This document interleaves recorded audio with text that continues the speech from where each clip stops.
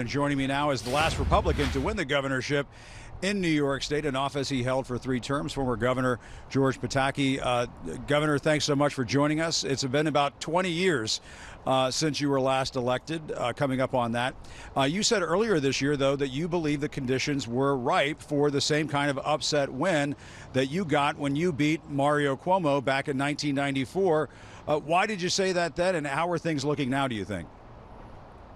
Yeah, Jim, absolutely. I felt it months ago, and today it's even stronger. There are 3 overwhelming issues facing New York. One is crime. Hochul has failed on crime. The other is taxes. We are leading the nation in losing population, because the cost of living and the taxes are too high. And then there's inflation. And Albany has been on a spending binge that has helped inflate all these costs. You know, I want to be respectful, but I just heard former President Clinton, and he said, we are scared and angry. Well, that's how New Yorkers are. They're scared about crime, and they're angry that Hochul and Albany haven't done anything about it. So I think this is a nail biter.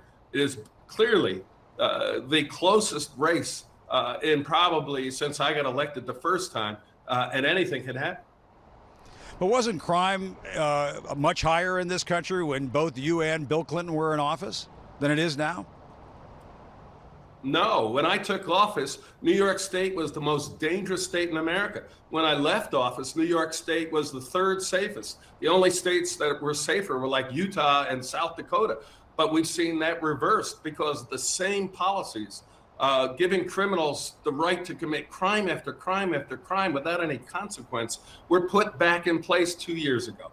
And New Yorkers know that. And they know that Hochul hasn't done anything about it. And you know, I can't tell you the number of Democrats. I'm in the city all the time, and obviously there I'm surrounded by Democrats.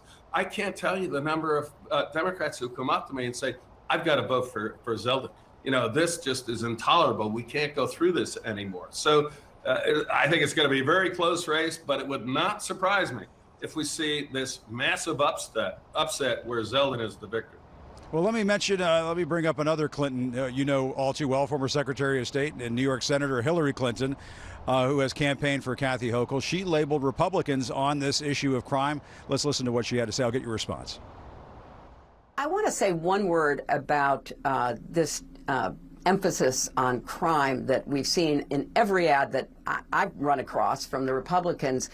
I find it ironic and frankly disturbing that when Paul Pelosi is attacked by an intruder in his own home with a hammer, the Republicans go silent about that crime. What's your response to that? I mean, the idea that every Republican, including New York candidates, have to comment on an issue there, we all feel bad that this happened. It's horrible for Paul Pelosi. But the number of victims of random crime in New York City and New York State is through the roof. And I think the message is the right message. You know, and Zeldin, I've talked to him about this many times. He's simply going to put in place many of the policies I had to put in place when we were the most dangerous state in America. They will work, New York will be safer, and people will have more confidence. And why do you think New York would elect Lee Zeldin when he has an alliance with Donald Trump, also voted against certifying the election results? What do you think about that? And I know, Governor Pataki, I know your politics well. I have to think that you are uncomfortable with seeing so many of these election-denying candidates running for public office around the country. That's not George Pataki-style politics. You know, everybody has a different style of politics, but what is on the ballot is not the 2020 election. What is on the ballot is, are we going to have safe streets? Are we going to have our businesses stay here and our children have a job and opportunity in New York? Are we going to see massive inflation and billions in borrowing out of Albany the way we've seen in Washington? That's what the voters care about. And to me, it's looking forward. And I've always tried to look at the future to see what was best for New York. And for Republicans, independents, and Democrats, I have no doubt this year electing Zeldin is best for New York. And do you think it's a good idea for Trump to announce or essentially hint that he's running for president right around the midterms. Do you wish that that story had not gotten out there? Is that helpful to Republicans like Lee Zeldin in a place like New York? I'm sure he would probably rather keep the former president off the TV screens for a couple of days. Absolutely. It's classic Trump that it has to be about him. It's not about him. It's about the future of our states, the future of America. And I just cringe when he does whatever he can to get publicity going forward. But that's not the point here. It's not about Trump. It's about New York. And when you look at New York's future, there's no question in my mind.